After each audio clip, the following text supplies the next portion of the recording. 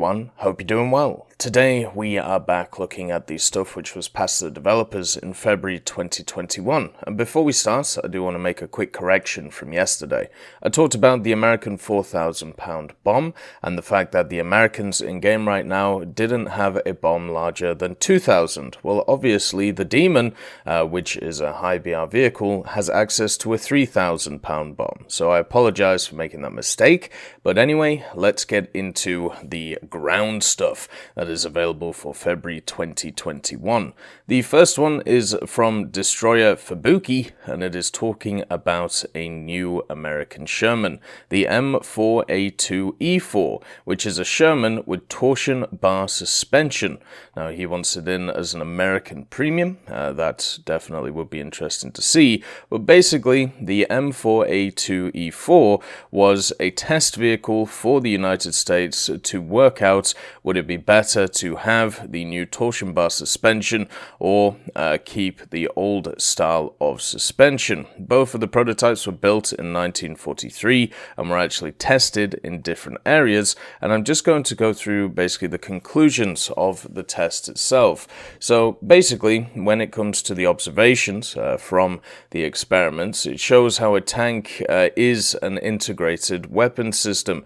It doesn't just matter about trying to get the best part out of everything. If you put together the best possible suspension, the best possible gun, the best possible engine all in isolation, it doesn't mean that you will have the best vehicle overall. So the torsion bar suspension showed it was much more comfortable for the crew and also rolled more easily, but as a stable gun platform, which is pretty fundamentally important to a vehicle, it was actually inferior. But the addition of more components, such as a stabilizer, could mitigate the poor points to an acceptable level while maintaining the other benefits. Therefore, the US chose to move from bogies to an independent system. Then, what is kind of interesting is the British actually moved from independent suspension to bogies at exactly the same time, showing that the Americans and also the British had different priorities when it came to building their machines. This could have been something such as angular stability or even maintenance of the machines itself. Also, when we have a look at the E4, it was seen as the best tested suspension type out of the three that existed at the time. It was recommended not to be put into production to replace the other two.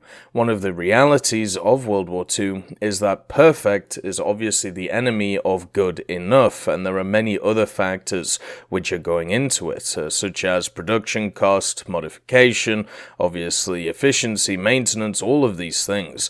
And when you have when you look at the conclusion of this is the best, then you would have to switch production over, you'd have to change production facilities, and also supporting a third suspension type in the field. Would it really be worth the 25% reduction in resistance and not bumping out as much when traveling over 15 miles per hour cross country? So even though it was seen as the best, therefore at the end of it, the M4E4, which, or the M4A2E4, which this one is, it's an interesting exercise and experimentation, but not really anything else, which is why, it's being asked for as a kind of premium vehicle.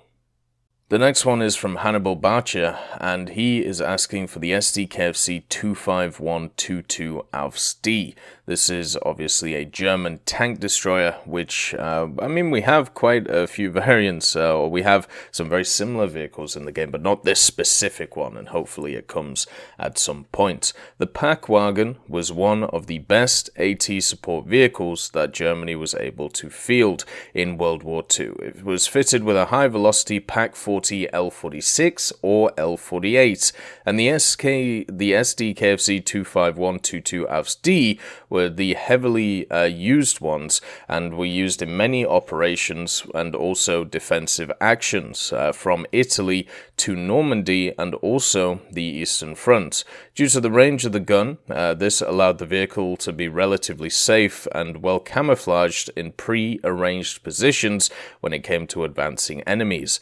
The chassis chassis was never designed to cope with the extra weight or the blast, shock, and recoil of the vehicle. This meant that there was many mechanical breakdowns and also excessive structural failure after using the vehicle for a period of time. In December 1944, Hitler gave this version of the Sd.kfz 251 high priority. The mount comprised of two H-shaped beams welded onto the floor on the middle of the rear compartment, and the shield was modified with trimmed angles, and the platform was made of flat triangular plates holding in place the original gun cradle. The driver sat on the left, aiming with the standard Pak 40 optics, and traverse was 18 and 19 degrees, respectively, in the elevation being -3 to +22. It could carry 22 rounds, either HE or AP, stored on the vehicle, and usually the crews carried extra rounds in loose containers and stored them wherever possible. The production figures are not exactly defined numbers, since this was a modification of the 251, and there was probably approximately 1,200 of these Ausf.Ds which were produced. We have a fun little vehicle from Retry, and this is the Birdem, or the BRDM-2. This was originally a 4x4 amphibious armoured car. It was lightly armoured and also usually armed with a 14.5mm KPVT machine gun.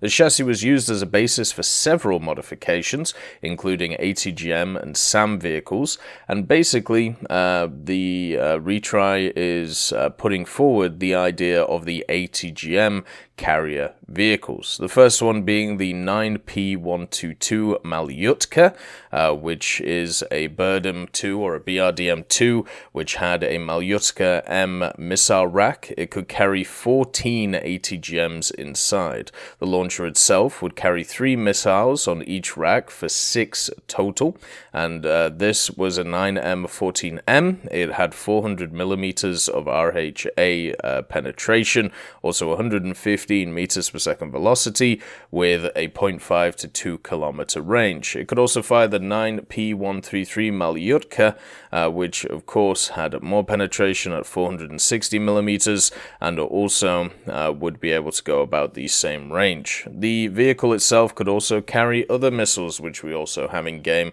such as the Konkurs, the 9P148. This was armed with obviously one of the better ATGMs that the Russians had, and the Konkurs was much improved over the Malyutka and is roughly equivalent to the Hot missile that we have in game. The vehicle, the BRDM-2, which carried these, contains a 5-set launcher rail with 10 ATGMs in the vehicle for reload. So basically you'll be able to fire 5 you'd be able to have 5 ready to go at all times. This thing pens 750 to 800 millimeters of RHA, and also its range from 0.075 to 4 kilometers. There was also one which had access to 85 launchers, which could fire the 9M111 Faggot missiles, and this increased the missile stowage to 14, so it would be able to use them. BRDM-2s were widely used and also produced by the USSR, as well as several smaller countries as well. It's actually surprising that the BRDM isn't in game in some way, but I suppose they decided to go the BMP route since it would be a little bit more useful since you have the secondary gun on top of it. The BRDMs, I'm sure, at some point will come into the game, and these would be some pretty interesting ways of introducing them. The next vehicle is a British descent, and it's one that I've personally been asking for a long time, and the post itself is made by Shepherd FR. This is for the Cruiser Mk.V Covenanter A13 Mark III, a very interesting design in general, and was obviously made before the Crusader, which we already have in game. It was supposed to take into account new construction methods and also materials to make a faster cruiser tank compared to the older A13 designs, such as welded and sloped armor, in tandem with using lighter materials when possible. But for some of those improvements, they had to be scrapped for multiple reasons. The aluminium road wheels had to be made from heavier steel. Aluminium supplies were sent to the RAF in priority. Remember that this thing was made in the early years of the war, therefore certain other stuff such as the RAF did take very much high priority. The armor had to be riveted instead of welded because the company making the tank didn't have welders or welding tools in their production line, requiring the design of an internal frame, leading to even more weight on the vehicle. On top of that, the tank has its radiator on the front of the tank, with exposed cooling surfaces sitting right next to the driver's cabin on top of the front sloped armor. Obviously, this is a bit of a problem. The cooling system is more exposed to enemy fire, being on the front of the machine, and the engine and transmission are actually in the back of the tank, so the coolant pipes would have to go through the crew compartment, so it took up more space, weight, and let's just say was quite uncomfortable for the crew because of obviously the heat. The tank, even with all its flaws though, it was produced into 1,771 units, showing that they made an absolute ton of them. But the machine actually never really saw that much service, or if any at all, during World War II. It's one of those weird and wonderful things that they made so many of them, but they were never really utilized anywhere. It was just one of those machines that just never did anything. Definitely wasted potential. And the history of it I've talked about before in other videos that you can have a look up, but basically the timing for this machine was just wrong. You know, it came around basically at the end of, or near the end of the Battle of France, the invasion of France. Britain was pushed back. You know, the Covenanters were ready to go, but they were never fielded. And then once the battles for North Africa went off, and also the Battle of Britain had finished, and Britain was able to start fighting in other areas. The Germans had switched from the short-barreled 50s and the short-barreled 75s to the long-barreled 50, and this meant that the Covenanters' big advantage, which was its armor and also its quick-firing 2-pounder, the Germans could now outrange it, and therefore could also deal more damage to it. So it was kind of just a tank which was built and never got into, it never had its heyday, because it was already out-evolved by the time it would have hit the battlefield, which is very sad. Japan also gets something from Iron Bob 224, and it is the Middle Range Multi-Purpose Missile, the CHU-MPM. This is a missile system which is designed to be anti-tank and also anti-landing craft, which is pretty fun, and also could be used in an anti-helicopter role. The CHU-MPM is a smaller scale and less expensive version than, well, not really version, but just smaller than the Type 96 MPMS, and therefore is used in much larger numbers. Since the control system for the missile is also located on each independent vehicle, it doesn't need a third party or a brother-sister system to be able to be used. The missile itself started its service in 2009, where 4.1 billion yen and also a bunch of sets were created in the budget for the first time, and then in 2011 it was actually deployed with infantry units itself. The missile system was mounted on a HMV, very similar to the one that we already have in game on the Type 93, and a total of 119 have been built between 2009 and 2019, and it is still in service to this day. The system itself is designed for urban warfare and also anti-guerrilla command missions due to being equipped with the LOAL, lock-on after launch. Along with this, it is possible for the missile to attack hostile boats, unarmored or armored vehicles, personnel, and structures. It's also designed to be highly mobile while being fully integrated with the launcher, tracking device, and self-evaluation device, allowing it to be completely self-contained, unlike the Type 96 MPMS. In addition, it is possible to separate the launcher from the sighting device and to install them on the ground, and this cannot be operated by one person like the Mk.V. The missile itself has 4 rectangular wings in the rear without a front wing. The technology, like a side thrust-to-side propulsion device and also an NEC infrared image seeker. The technology was gained from the Type 01 Light ATGM deployment. So this machine would be definitely interesting, with obviously the orientation methods being infrared homing or semi-active laser homing as well. Unfortunately, we don't know the range of it. Unfortunately, we don't know the damage that it's able to do. We just have some very brief little, I suppose, size measurements, and that's really about it. But it still would be nice to see at some point as an improvement over some vehicles we already have in the game.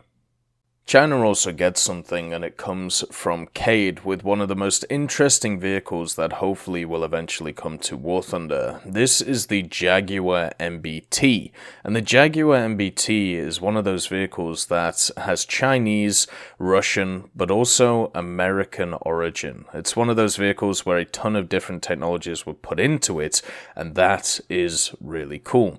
Basically, the Jaguar is a modernized variant of the Type 59, with a ton of it changed. Basically, the only thing that survives is the basic chassis that it is based on. So this all came around because the US wanted to work with China to try and make it a little bit more powerful, kind of use it as a buffer state against the USSR. So they started working on a bunch of different projects, and this was one of them, which they did. The development of the Jaguar MBT started in the mid-80s, but it was officially announced in 1988 with the prototype being shown. The project was intended to create a modernized version of the Type 59 for international export, and the tank was basically an upgrade package on top of the Type 59, but was pretty much just a completely new tank. It was incorporating American technology into the Type 59 platform. The completely new design of it was really obvious, and pretty much all the Type 59 features that it had were hidden under the surface. It had a new angular turret, it had the M68 105mm gun, and also 750 horsepower diesel engine from Detroit. Also had a coaxial armament, a new stabilizer, basically knew everything. And even though the tank itself was much heavier than the Type 59 by about 6 tons, it had a much better power to weight and also better off-road behavior. This was basically down to its new drum-style rubber-padded road wheels that it used. But the V12 diesel engine, which is normally associated with the T55 variants, which obviously the Type 59 is technically, was replaced by the Detroit Diesel 8V92 TAV8, which obviously was a lot better. It also had a new power pack, a new transmission, which was the Allison XTG411 automatic transmission, and with this fully stabilized M68 105mm gun, which you'll already find in game on a bunch of medium tanks, this thing could fire pretty much anything that was standard NATO ammunition at the time, including APF-SDS. This would be such a fun vehicle to be able to add. The only issue with it is the armor itself is still classified. So we know that it's obviously a Type 59 underneath, but it has additional applique armor on top of it, and also, you could have also planned, some ERA on top of it, but that wasn't there on the prototype. In final, the MBT was never put into service, as unfortunately the relations between China and the US after the Tiananmen massacre in 1989 worsened for obvious reasons, so therefore nothing went ahead with it, but it's still a really cool design, and I'd love to see it in the game. The Italians have something from Nicholas Concu, and this is the OF-40 SPAA. It starts its story in the 1980s, while Italy was busy trying to sell the OF-40 tanks to the world, or the export market in general. Otto Melara wanted to show off something that they had designed and also finally completed, an SPAA on an OF-40 chassis, although technically a Palmaria one. They had proposed an SPAA version of the OF-40 that instead of using the automatic turret, it had been replaced with a Dutch 35mm PRTL turret, something that was very akin to the German Gepard self-propelled anti-air vehicle that we have in-game. Although this wasn't the only SPAA gun that would see itself on the chassis, due to this being more of a possible configuration that buyers who wanted to purchase this vehicle could acquire, it remained as a prototype unless someone would decide to buy it. It's possible that due to the German Gepard already being on the market, it was probably not required because it was on a less widespread chassis, which would not be convenient if someone decided to adopt the design. Not much else is known about the specifics of the vehicles, since only about 3 were made, none were actually bought, so the whole project was scrapped, and Otto Melara moved its efforts onto more important projects. But basically, this is a vehicle which is an OF40 chassis, a similar turret to the Gepard, and also 2 35mm guns. It's as simple as that, really. Pretty interesting Oerlikon KDAs which are used, which obviously could fire FAPDS if they wanted to, and would pen 90mm at 1000 meters, which is pretty chunky. A very interesting vehicle. Maybe one day. Italy doesn't really need another AA, but at the end of the day, why not? Let's go crazy. The French from Captain Daisy 97 get the AMX-13 VCI, the Véhicule de Combat de l'Infanterie, and this is a very interesting vehicle. It's one of the many variants of the French AMX-13 light tank, and it was used by the French Army in 1957 before being replaced by the AMX-10P, which was eventually then also replaced in 2007 by the VBCI. The welded body used sheets of homogeneous steel armor with a maximum thickness of 30mm with a well-sloped frontal armor, but with a rounded nose and characteristics of a splashboard borrowed from the AMX-13 chassis. It is divided into 3 compartments, with the driver and engine compartments at the front and the troop compartment at the rear. This rear compartment was completely modified to carry a central bench for an equipped platoon of 10 men seated back to back, which would also be fully equipped. They had 2 rear access doors and a sloped roof with 2 additional 2-piece hatch covers and 4 pistol ports per side. The infantry could either jump over the top or disembark through the rear doors, which were also fitted with pistol ports. The driver and co-driver had their own hatches, and the driver single-piece hatch cover open to the left and could see through 3 prismatic vision blocks covering the front and sides. The central one could also be replaced by a night vision periscope. There was a full and tall superstructure just after the engine, and a rotating commander cupola on the left-hand side, with 4 to 10 vision blocks depending on the version. This cupola was often modified during production to house a variety of armaments. One of the most regular was a light turret, the Turello CAFL-56, which was developed in 1956-57. The superstructure front right was equipped with fasteners to hold storage, and the suspension, transmission, engine, tracks, and all basically of the hull and chassis was similar to the AMC-13 model 1956. The torsion bar suspension consisted of 5 single rubber-tired road wheels with a front drive sprocket, rear idler, and 3 to 4 return rollers per side, and the first and last road wheels had hydraulic shock absorbers. The narrow 85 linked steel tracks could be fitted with rubber pads. However, though, the VCI was heavier than the AMX-13, giving it a 13-ton size. In addition, the top speed of it was 60 kilometers per hour, and the gasoline tanks were reduced in capacity so that the overall range was reduced to 350. My guess is basically because of weight, or maybe because they didn't need to, move around too fast in it. The AMX VTT or VCI was the first French infantry fighting vehicle APC and also IFV, and what it had attached to it was it could be armed with a 20mm QF automatic gun which fired AP shells. There was 3,300 vehicles of this type produced, and it so far has been exported with the same success as the light tank on which it it is actually based, showing that the export market was pretty full for this thing.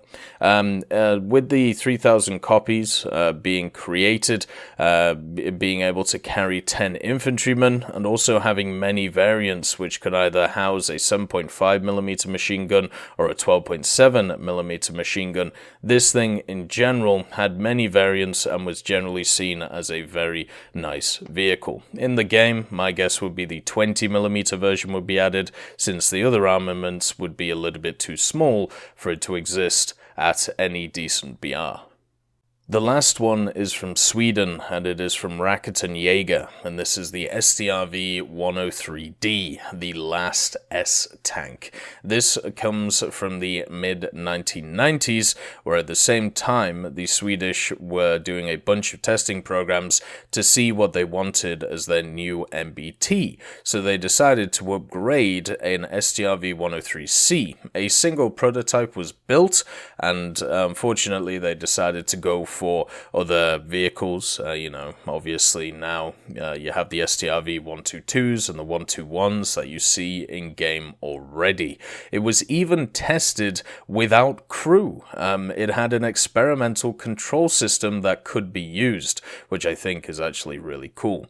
Basically, it had a new fire control computer, gunner and commander thermal sights for low visibility and night fighting, and also a passive light enhancer for the driver. The SDRV-103D included a digital fire control and a gyro-stabilized panoramic sight mounted on the right of the tank commander.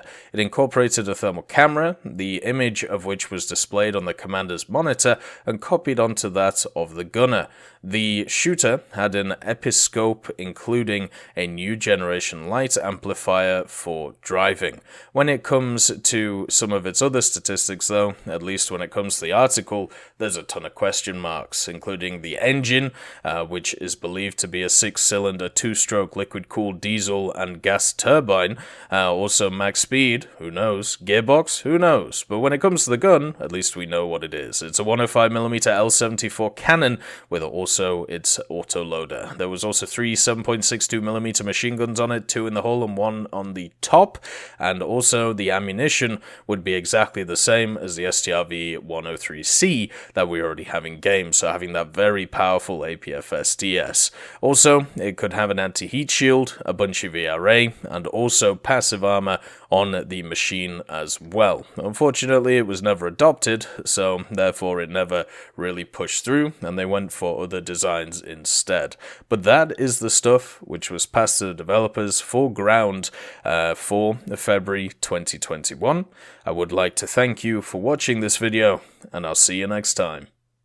I'd just like to thank Teddy, John Ryman, Universe, Conte Baraka, Trigger Hippie, Eugens Terry, Ambrosius McClellan, Daniel Stanton, Martinez, B. Young, Hosest Kasho, Hans, Barine, and Samuel Schlick for supporting the channel.